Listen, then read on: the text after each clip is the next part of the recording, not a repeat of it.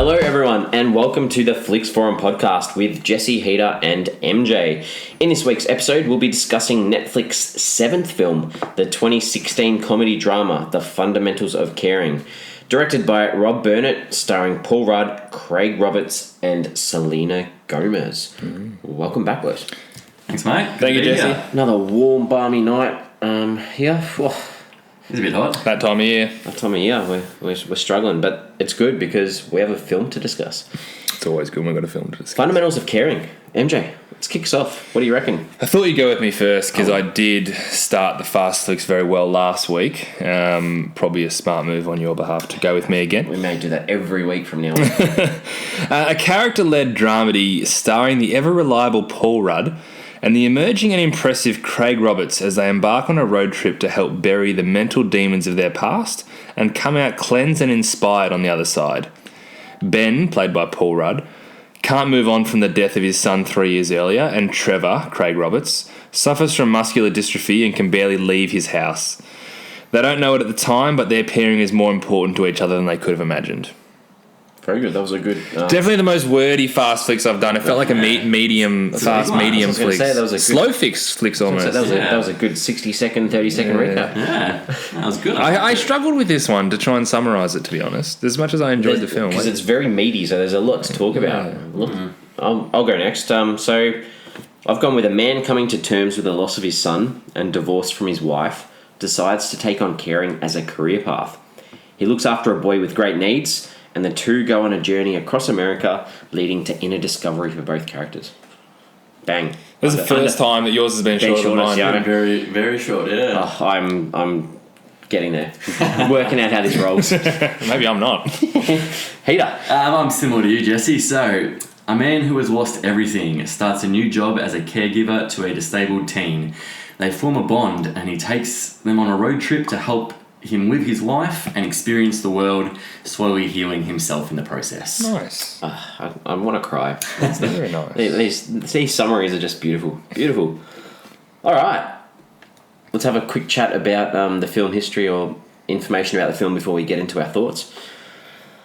Based on novel, I assume you guys got that. Yep. The Revised Fundamentals of Caring by Jonathan E. Vision. Caregiving. Caregiving, what The title's a little bit different. They did cut it down a bit. He really thought about that one.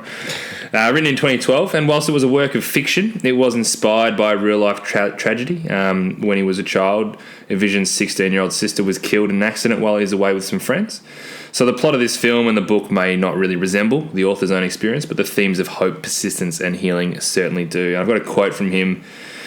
This novel is about the imperative of getting in that van because you have no choice but to push yourself and drive on and keep driving in the face of life's terrible surprises. It's about the people and the things you gather along that rough road back to humanity. You're starting off pretty heavy. Well, that's... And you know what? You get that out of the film so much. And it's interesting that quote was about the book specifically and about his experiences. But I just love that line, the road back to humanity, because I think that rings really true with this film. Obviously, they... when you're adapting a film from a book, you've got to cut a fair bit of stuff out. Did you read about the big one they cut out of this movie? It's in the book. Ben has another child. Ooh. In the book. I think it's a big difference. Yeah, that would make a difference. That make a huge difference because I feel like the whole connection between Ben and Trevor throughout the film was because he's father son. Yeah. In the book, he's got a daughter. Oh wow! Is he still with his wife? Didn't get that far. You didn't read the book. I didn't read the book. No. Come on, we had a week to watch this film. Where's the research? I researched this. I jumped on the internet, went all into half-assed facts. I expect you to read the book as well. Jeez. Filmed over 26 days, so that's a pretty quick turnaround. It's impressive, yeah.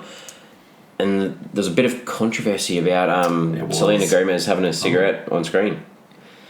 To me, as far as I know, in America, if this was released cinematically, that gets an automatic R rating. Yeah. You can't show, unless it's a historical depiction of something that's happened in the past. Only a recent law, that one, I believe. Yeah. Ruling, sorry. But yeah, I teach this one to my kids, so of course. Yeah, automatic R if you show smoking on screen. So obviously this is Netflix, and Netflix is self-regulated, so they create their own ratings and their own. So okay, that's interesting. So yeah, very interesting. So it's a weird choice. It always makes me think of Sigourney Weaver in Avatar when she's just punching out cigarettes the whole film. Yeah. How times have changed, and that's not even that long ago. Yeah, no, it's not at all. I got another interesting thing. Yeah, go for it. So towards the end of the film, so Ben, he's talking to Selena Gomez's father. I love yeah, this. I think this is really good. So I love this. I think this is a really, really good thing. So he talks to him and he says, the illness that Trevor has affects 1 in 3,500 males. That's right. And it's a direct correlation throughout the film. Every time Trevor meets someone and talks to someone, he says, pick a number between 1 and 3,500. And it's that statistic from the illness. That's quite a statistic of the changes in getting it. Yeah, I realised that when he said it, I enjoyed that. I thought that was fantastic. That's that great. little bit in there. I also liked it when Ben always said 3 because that's the number I wore in footy for a very long time. So I would have picked it this as well. Wow. Here we go. Good. I guess one of the big ones was getting Paul Rudd on to do the movie. Love Paul Rudd. There's a quote from the writer-director Rob Burnett. He said, "Once you get Paul Rudd, you got a movie." Fair call.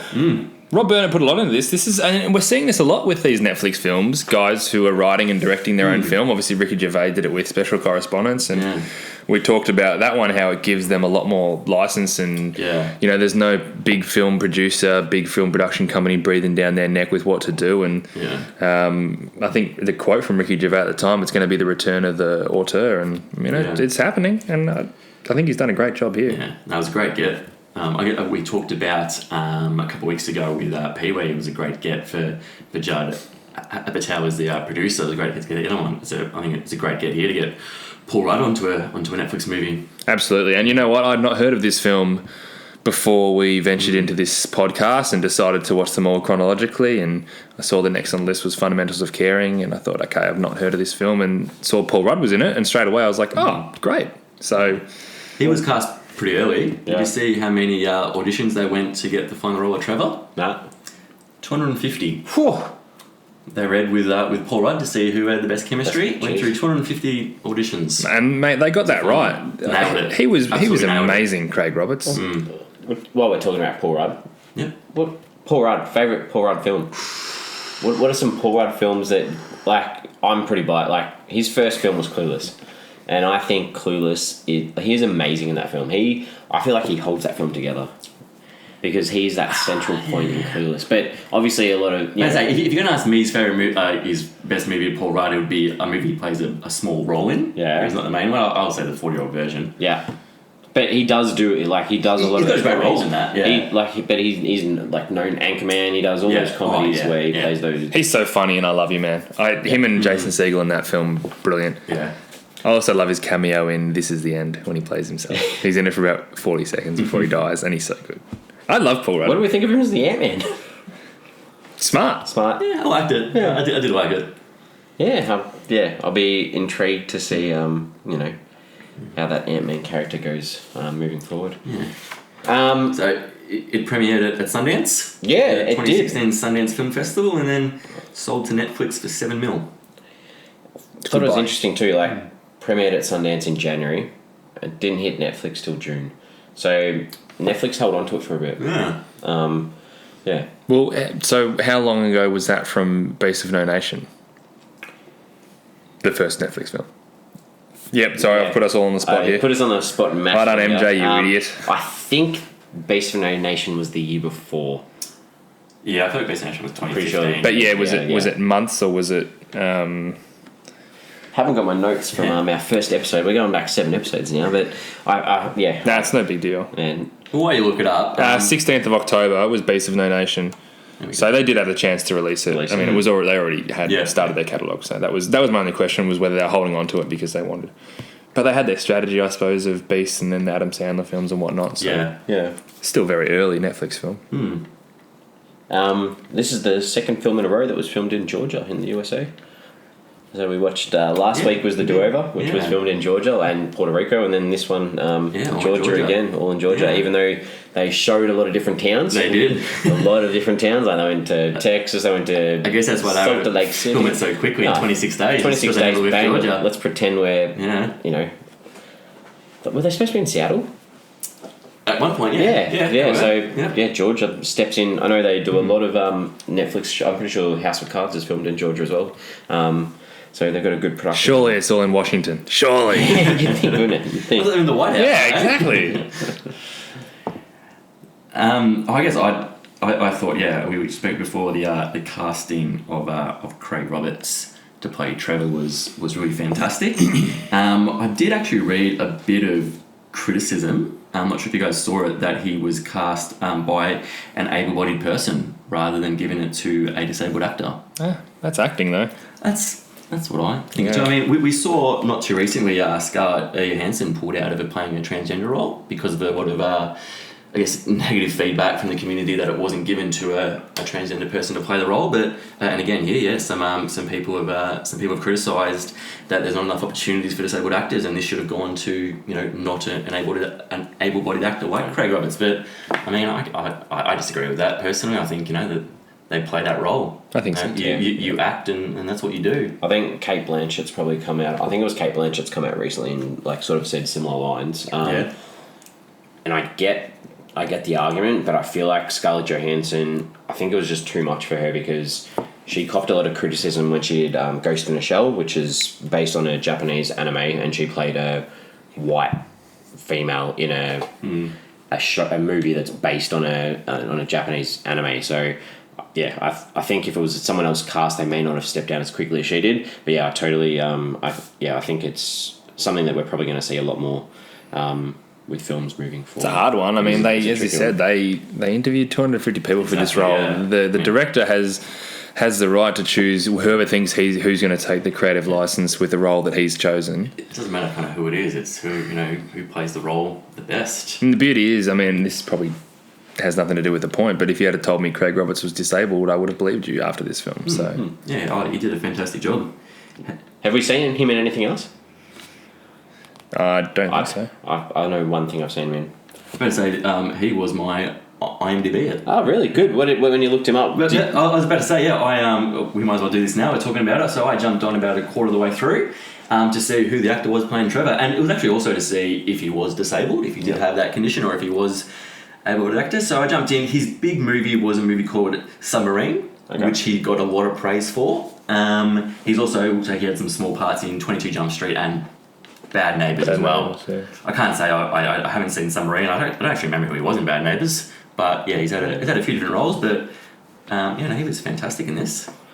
Yeah, well, I didn't IMDb him during the movie, because I was very attentive to this film. Okay. So I did enjoy this film, but afterwards I did look it up because I recognised him from somewhere, and he was in The Killers, the band, one of their music video clips. Wow! Yeah, Here With Me. So so I thought that was very. When you said he was in The Killers, I was like, wow, that's a change. Not the film The Killers with Ashton Kutcher, but we're talking about The Killers. No, I thought you meant he was in the band. No, he was in one of their music video clips, which I thought was quite cool. The director of this film, he's not known for making movies. No, this is his second film. Producer on Letterman for 20 years. That's the writer and producer Letterman. The best thing he's known for is being the director on, the executive producer on the Letterman show. So, bit of a risk giving. Absolutely, but obviously he believed. As I said, he wrote it. He adapted the screenplay. Yeah. He adapted the novel, wrote the screenplay, directed it, and I mean it was a massive passion project for him. So, kudos. Yeah. Did you IMDb anything, MJ? Did I IMDb anything? I feel like we both said ours. I did actually, and I don't have a good answer for this. But when Dot's father at the end came into it, Cash, man, he has the most familiar face. He did. And I IMDb'd him, and there's a bunch of things that he's been in 20 years. So many small roles. I couldn't actually put my finger on where I specifically recognised him, but I've probably seen him in about 20 films, to be honest. But he is such a familiar face. The thing that annoyed me the most about him was his hat. Product placement? The Seattle hat. It's like, we know that you guys are from Seattle. You don't have to wear a Seattle hat the whole bloody time. Anyway, that's just me. It's just a hat. It's just a hat. Yeah. It's just a hat. Calm down, man. So I had to find something negative about the film. All right, good. So characters, who do we like? Who do we like? Hey, I think with the characters, a lot of the heavy action of this story actually takes place before the film begins. So we're thrust into this situation where we see characters dealing with the aftermath of their tragedy, so to speak. And it therefore becomes a really strong, important character narrative. So before the film starts, obviously Trevor already has muscular dystrophy. Before the film starts, Ben has already lost his son. So the big story points that you would expect in a film like this have already happened. So this is really just like an emotional connection to the characters to advance any sort of plot. And that's what I really liked about this film. So yeah. And it was good because it wasn't spelt out for you to know exactly what was happening. Like you slowly worked out as the film was going what was happening. It's one thing I wrote about Paul Rudd's character. I really enjoyed that slow reveal into his character. You just learnt more and more as time went on. To be honest, by far, this is the best characters that we've had so far since we've been doing this podcast. And I love learning about them and unpacking them. And I thought the relationship between Paul Rudd's character, Ben, and Trev, I thought they played off each other really well. So well. Their chemistry was fantastic. Yeah. That was so good. Watching them together. Their banter, like all the scenes and stuff, and the way they interacted, I thought those two was a fantastic pairing. And they were nothing without each other. At the end of the day, they needed each other to push them, each other through, even though it seemed to me, or it seemed like Ben was a more willing character to try and move on. Yeah. He absolutely needed Trevor. And you know what? In a weird way, they needed Dot and Peaches as well, who came along late to help them as well. And that is all about that journey they all went on. Any other characters that stood out for you? Or I liked the character of Trevor's mum, Elsa. Yeah. I mean, not in it for long, but I thought I thought she was really good. Played the role really well. You kind of knew straight away, kind of how caring and protective she was of. Too protective. I'm going to come to that later. But yeah, I mean, I thought she played that role really well. I liked she wasn't in it an awful lot. She was a side character almost, but when she was in it, her character had a lot to say. There was a scene where she's like, I think Trev said something about being retarded, and she's like stamped out and said, "You're not retarded. We don't use that word." And I really liked that she was that character to shut down those negative connotations, which gave that theme for the whole film. That we're not going to put up with any negative. You've got a disability, but you're able. You can, you don't need to talk yourself down. So I really liked that about her. She was also one of the reasons that held him back, though. It was her inability to want him. When the idea of him going on a road trip, she completely shot that down. And it's interesting that you say that she was the one that was trying to get rid of the negativity around, the disease or the illness. But if she was, her actions suggest that she.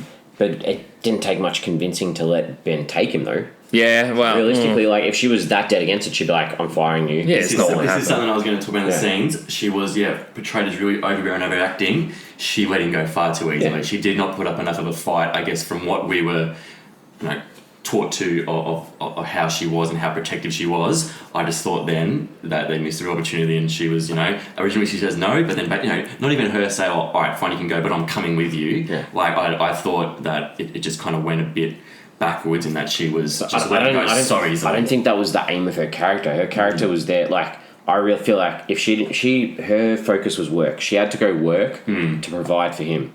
If she didn't have to go work, I'm sure she probably would have taken the time to go and do these things with him. Yes. But she didn't have that opportunity to do that. And I'm sure she probably would have liked to have had the opportunity to go and visit his dad. And that's probably why she wrote those letters, not because she's a horrible person. Yeah, it's a good take. I don't mind that. To pretend. Because otherwise she would have had more of a role, and they would have had, at the start, there would have been that roadblock at the start of the film where Paul Rudd's character had to do more to get him on that trip than just oh no, don't go, okay, bye. It's kind of like she did want that push, didn't she? Yeah, you're right. It wasn't that she was totally against it, because if she was, there was no, she'd be like, okay, I'll get a new worker. This is pretty serious. My kid's got an absolutely serious issue. So I felt like she was happy to let him go a little bit because he can experience some things that she can't provide because she's got to go to work. Yeah, and that does play in nicely with her trying to shoot down any of those connotations. It's a good pickup. Any other characters? I think we didn't talk about Trevor enough. Obviously, fantastic performance. I think it felt really real from the very start. I love the fact that he was too smart for his own good when he was in his comfortable environment. Yeah. But I loved his subtle vulnerability that he was able to show. Even as soon as they went out in the car, he just lost a little bit straight away. Yeah. It was really nice to see him out of his comfort zone. And from an acting performance, I thought he just did that so well. But, as soon as there was a scene where he was faking that he was choking, he gets his bravado back straight away. So he got one back up on Ben. And just... Now, I think that, that's also a really important scene plot-wise as well, because... that leads to the night of the first date where Paul Rudd's character Ben's able to do the same thing and return to him, and I feel like that's a really big turning point in their relationship. Mate, those scenes, the scenes where Trevor and in that case Ben, where they fake every single time those scenes happened, it got me. Yeah. I was like, oh man, pull over! He's seriously choking on that. The big one that got me was before the first date, because it just felt like something that he would do is forget the medicine, and I was all into it, going, "Oh my god, he's going to this is back. this Like, is the story." happen? Yeah. Oh my god, this is a disaster. I was all in on that. But to be honest, it got to the final scene of the film. And it got me again. Yeah, it got me again. He's sitting there typing the story, and he's like, I walked in on his 21st birthday, and he was dead. And I'm like, oh my god, you cannot end the film like this. I was literally was packing bricks. Got me though.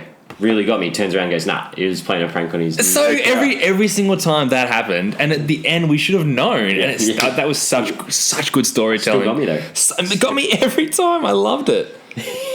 Which was really good. This kind of brings me to a really big point of the film that I want to bring up, is that obviously a lot of the narrative is around the fact that he's got an illness, the fact that he's on all this medication, he can't walk.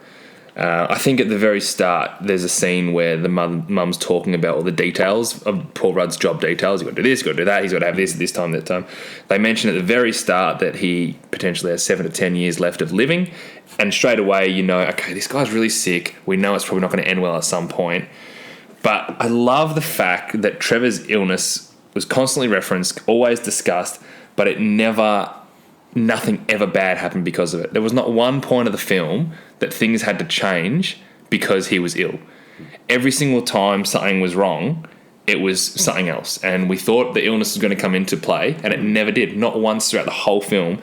And I just love the fact that the illness was really just a vehicle to support wider themes of taking risks, leaving your comfort zone, go out and see the world, live your dreams, or piss standing up if that's what you want to do. We're never actually confronted with Trevor's illness being an issue, although they constantly want you to think that it's coming. So like the choking in the car, as he spoke about, the forgetting his medicine, sleeping without his breathing machine for me. He's like, I don't want that tonight. I was like, oh, here we go. Something's going to happen. But nothing ever actually happened. And then even right at the end, when he gets the phone call, something's gone wrong. Oh no, here it is. We've finally had this moment. I feel like they played that perfectly. Like they They cut the sound. It was music. They slow-moed him running down the hill. It was like, oh, this is it. This is the and the end. Everyone breaks away, and you can see Trevor sitting there on his chair. And you're like, Trevor's fine. Let's go on. I'm just so glad. And then to the point you make at the ending, I'm glad that Trevor doesn't die when Ben's writing about him, because despite that stigma that we've had through the illness the whole time, not once were there any deficits with it. Don't hide behind your perceived problems. I loved it. It was such a great point throughout the whole film. It's one of the reasons why I love this movie so much. I think like the one scene where there was, well, to me, the biggest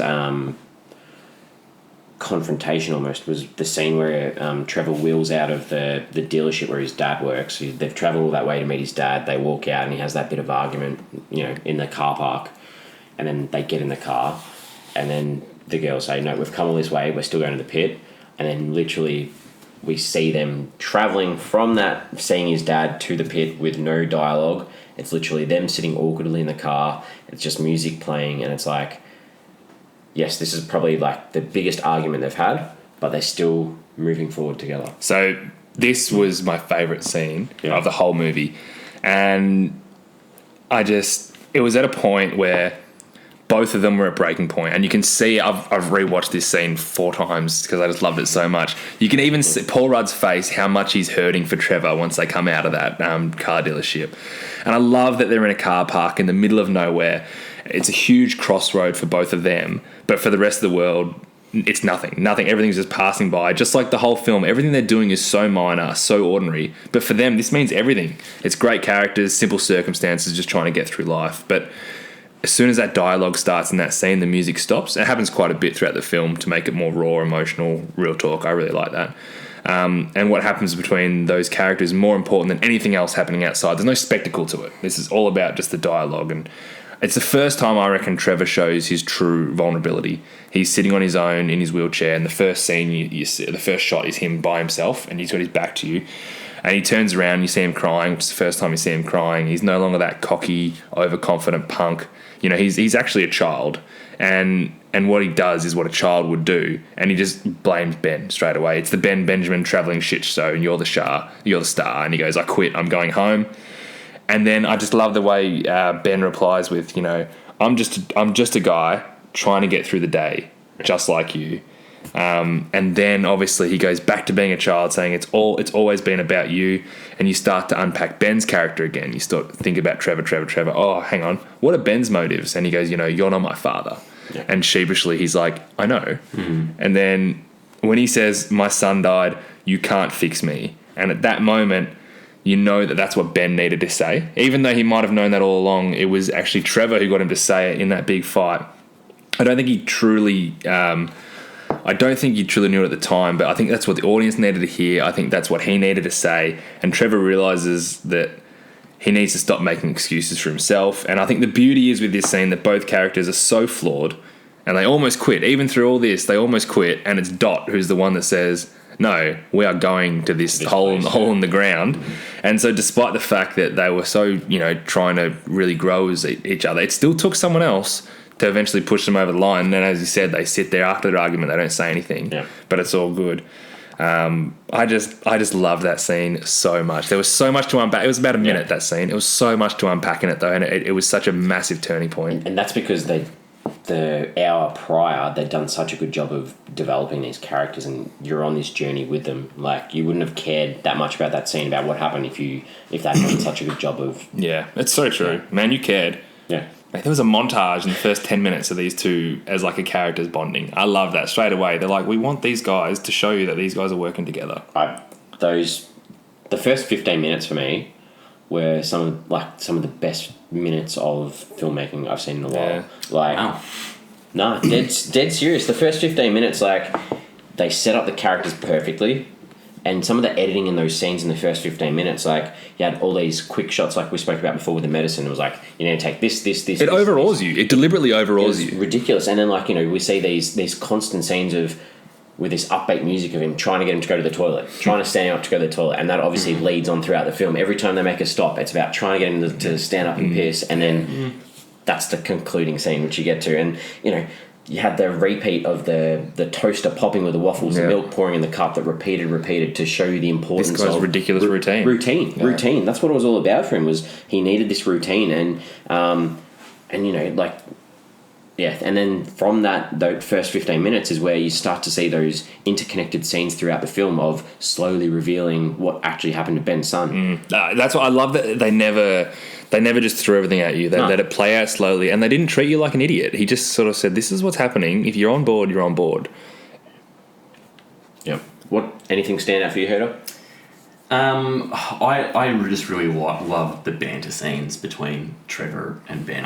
We talked about, like, their chemistry was great. Just chemistry. A lot of them just going back and forth, they're bickering, and, you know, they're joking with each other, and then, you know, even then when we got serious, and they're still, you know, telling each other to piss off and things like that. But I just really loved pretty much any scene where Trevor and Ben were interacting with each other was just a great scene. Yeah, which was, you know, a lot of the movie. Oh, exactly. And I love it when that Paul Rudd humour still comes out. Like, the first scene, he's trying to get him to piss standing up, and he's just like, hold your penis. Yeah. What did you think of the Dot and Peaches characters? Because I wasn't big fans of them, especially the Peaches character. Obviously it's very important at the end where they're giving birth, but up until that, it really, for me, it just kind of felt like a bit of a nothing kind of forced character in there, just for the sake of being in there. I think they were important because the title of the film was, what is it, The Fundamentals of Caring. And there were two more characters that Ben cared for. So it had gone from, you see the start of the film where he doesn't want to divorce his wife. and we sort of go full circle where he now cares for Trevor, he cares for Dot, he cares for Peaches, and then at the end he finally hands over those divorce papers. So he's cared for everyone that we've seen him interact with in the story. So I feel like that's a part of his journey, is that. And then at the end, like, he tells you, I'm no longer taking care of Trevor. So it's like he's done his caring. He can move on from the troubles in his life now that he's done this caring. So I don't know. Like, I feel like maybe 2 characters was too much, but I feel like at least one extra character on that road to care for was probably important. The Doc character allowed Trevor to feel like a teenager as well. And I think the Peaches character helped for Ben to impart fatherhood, parenthood wisdom, which was important as well in the whole film. I still love the quote where he says, when she asks him about being a parent, every corny thing you read and hear about having a kid is completely and utterly true. It's the only reason we're here. Yeah. Totally and obviously the fact that she was pregnant and he was literally able to give birth to the new kid, which I thought was a little bit corny because it was almost like him coming out on the other side, as that was his redemption. It still was a really nice opportunity to really show you, but like how he'd come full circle. In the same, like in the opposite to that as well. Like he says, the only reason we're here is to be a parent, but like at the same stage he's caring for these people, but he's not necessarily their parent. But it's that parenthood sort of feel and vibe. And yeah, like I'd like to think that leads on to him having another child at some stage after the film, because I feel like that can be a question at the end, Jesse. Like, that could be the question of the week. I need to just ask you guys about Ben's sudden death, because I need some clarification on it. He pulled the handbrake on the car, didn't he? No, he didn't put it on properly. Yeah, he didn't shut it down. He didn't shut it down. It was his fault. He didn't. That's what I say, because I've been reading a lot into this, and there's so many mixed reviews that said, he put it in park, he put the handbrake on, and it's just an accident of the car rolled. And then it's like, no, it was his fault because the handbrake's not on. And I'm watching it going, he pulls the handbrake on for me. It isn't pulled on? I just assumed, to be honest. I didn't read too much into it, but because I think it makes sense for him to take that burden and that fault. See, that was, I guess, the one thing for me is that to him, it was his fault. But then I'm watching it going, I'm sure that's it. So there's a scene where he pulls the handbrake up. He pulls it up, and then I've read a few things that he didn't pull it up enough, or he didn't to go me, too far. But there is definitely a handbrake scene. That's why I'm really confused by that. Going, okay, no, definitely was a handbrake scene. But to me, it was like, it didn't put it on properly, and that's why it rolled. Okay. Did any other boys think that the cause of death was going to be he runs out onto the road and gets hit by a car? Initially, because that was definitely how I saw that one going. Well, then I don't know how he would have dropped the groceries all the way onto the road, but initially, because they obviously showed snippets of that scene. I think the first scene, as soon as the bag breaks, I'm thinking, it's rolling onto the road, he's going after it. Car's going to swipe him on the way. I think I always thought that there was some sort of guilt from his behalf of why he's getting divorced and he's lost his son. So I didn't know how it was going to happen, but I thought there's going to be something to do with him being at fault. Oh, for sure. I mean, look at the opening scene of the wife, how much she has moved on. What was his initially? He's just like, I can't. Yeah, I can't. I'm not ready. It's been years. It's been 3 years. One like I really liked along the journey. It was just one short little scene. They're in the car and Trev's using his phone like an average teenager would use his phone, and as an audience we see that footage from the phone in that the different screen, like it's like you're recording off your phone. And to me that was just like a perfect little touch of like, this kid's actually getting to live his life like a teenager. He's recording on his iPhone. And to me I really like that footage. That was really good. Is there any other standout scenes, or should we move on to forgettable stuff? Did you have one? I just wanted to mention when Paul Rudd was saying a bite of the James reminded me a lot of Slap at a Bass from I Love funny. You Man. The only last one from me is actually a bit of a negative one, and it is the final scene where not the final scene at the end when he straps him to the board in the pit and he's standing and peeing, because I was watching this with a medical professional, and straight away I got told that is not possible. There is no way on earth that is possible. This whole film was about him pissing standing up, and he pissed off the biggest gorge you could imagine. Straight away I'm told by the person I'm watching with that is not possible. It can't happen. How? All right. You strapped him in. Just dribble? The straps aren't strong enough to hold someone. Well, that scene scene being held up like that. annoyed me as well, but not because of that, but because I'm glad it didn't annoy because of that. it annoyed me because of the CGI of them on that cliff. I'm like, a drone shot could have fixed that easily these days. Yeah. Drone shots are cheap, and then you see this really fake good, thing of them sitting out on the. That really annoyed me. I was too lost in the fact that he finally did it. Did it, yeah. And in what circumstances? Well done. I've got my product placement update. Oh no. Once they get to Trevor's dad's workplace, what do you see everywhere? Ford. Yeah. And I was like, oh. It's a Ford dealership. I get it. He works at Ford. Could have been any car company. Could have been a made-up car company. Ford have paid to have Ford in this movie. So what would you have done if Who said that for any car what company, would you man? done if it was a no-name car company? You'd be like, this doesn't exist. This isn't real. This doesn't feel real. Blur it out. I don't know. Take a shot where you don't see the logo. Like, I don't need to see that it's Ford. It does my head in. I might have needed that money.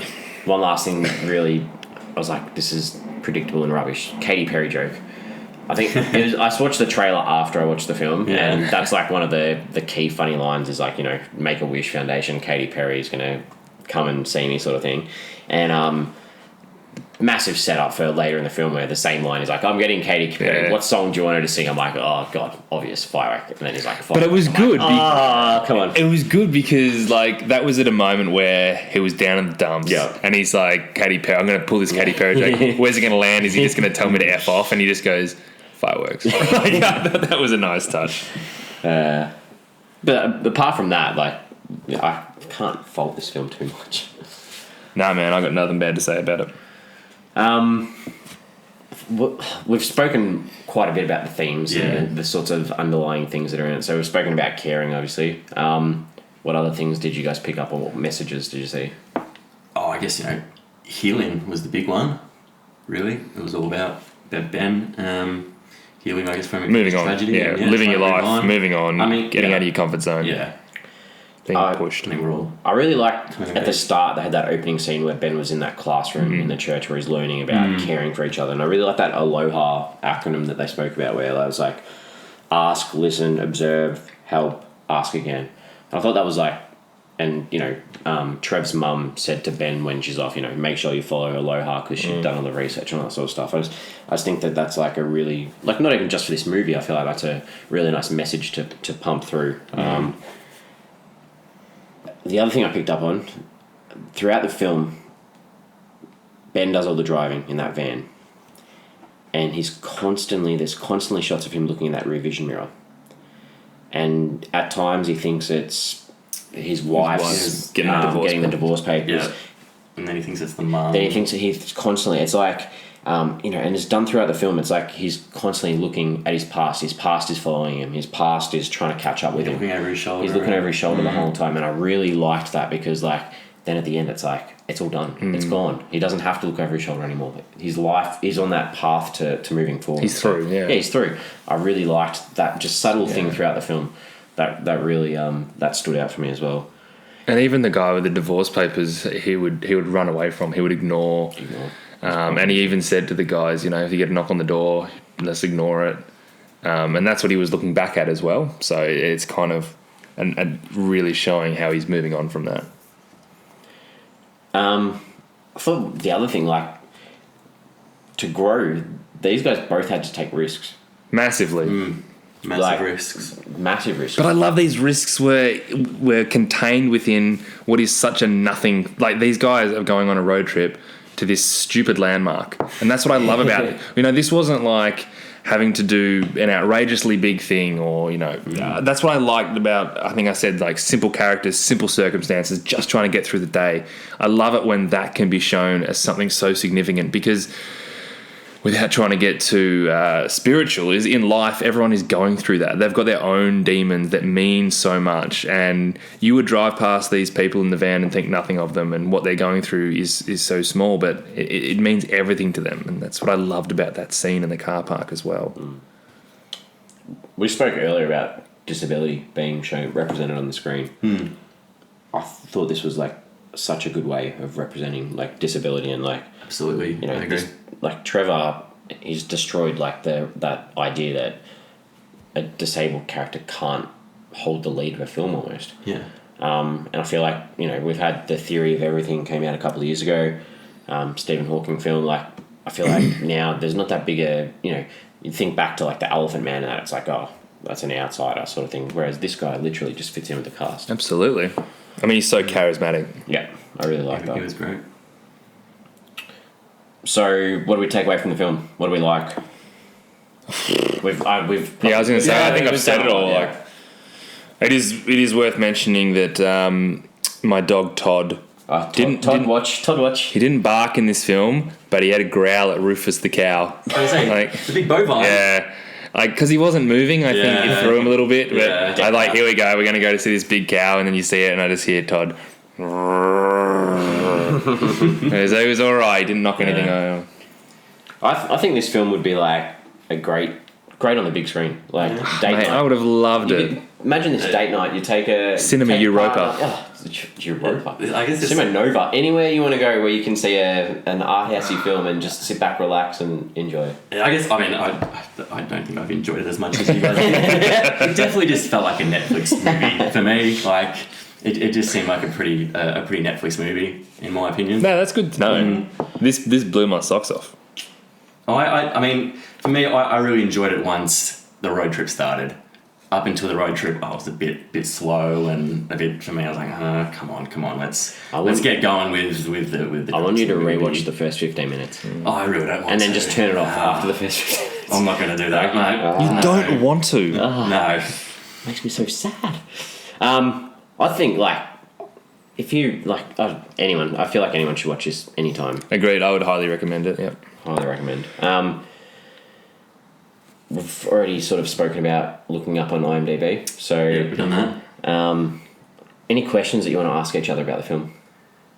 Do you want me to go into my reading far too much about this movie Yes, afterwards? do it. We need this. Alright, so, end of the movie, Ben's writing his novel, and he writes about how Trevor, and implies that on his 21st birthday he dies. Yep. He's cool and handsome too. Don't forget that. And then he pauses and he writes, no, he was faking it to scare his carer. Do we believe this is what happened? Ooh. Or did Trevor die? But that's a better ending for Ben's book readers. He wants to end the book on a positive. No, no.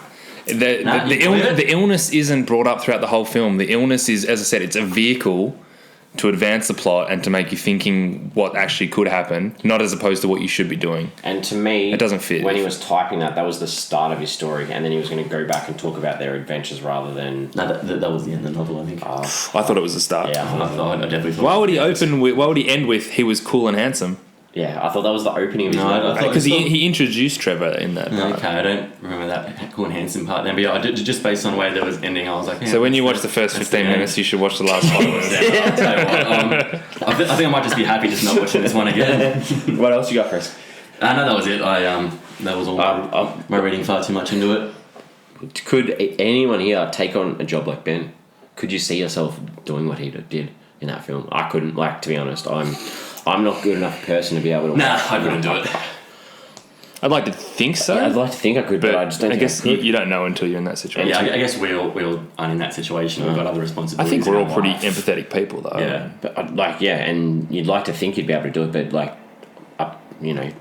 congratulate those that do it, because... Oh, yeah. No, 100%. Couldn't agree more. Absolutely. It's a tough gig. The other thing I wanted to bring up was... So, we know Ben's name was Ben Benjamin. Yeah, I didn't like that. Didn't like that either, but did you notice none of the other characters had last names?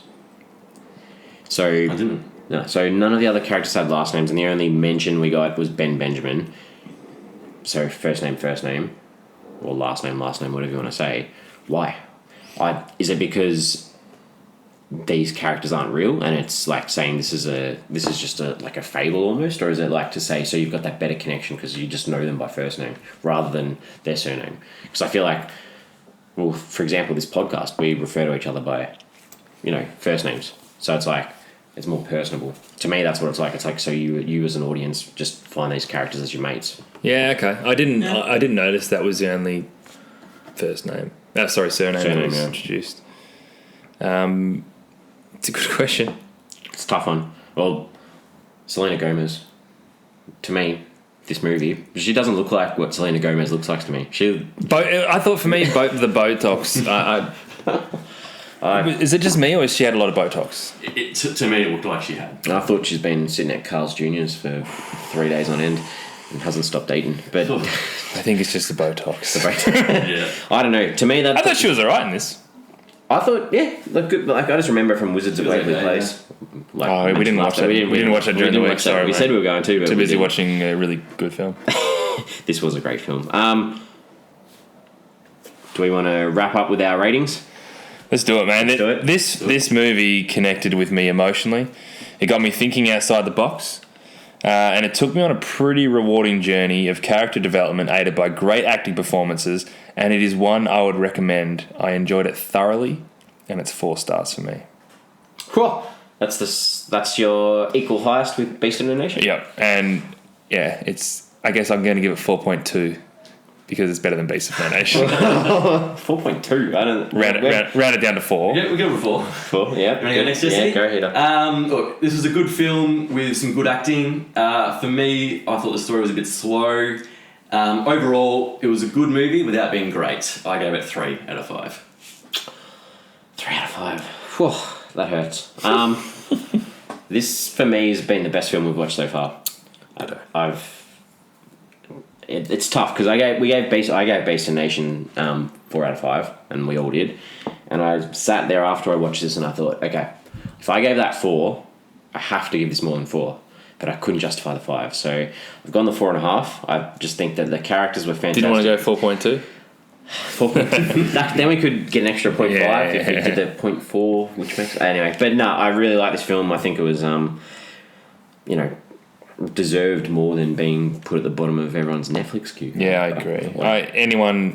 Since I watched it this week, anyone I've spoken to who wants a movie recommendations, the first thing I'm going to say. Yep. It averages out to a 3.8 out of 5. 3.8, so that still keeps it second It'll be the behind second highest one. Beast of No Nation, which is on 4.